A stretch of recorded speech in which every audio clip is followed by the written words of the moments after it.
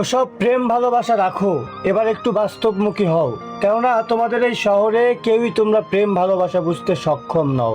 যারা বলে ভালোবাসা সুন্দর তারা কেবলই ফুল দেখেছে, শুকিয়ে যাওয়া গোলাপের বিশ্রী দুর্গন্ধ নয়। আসলে ভালোবাসাটা কি আর কেমন হয় তোমরা জানো না।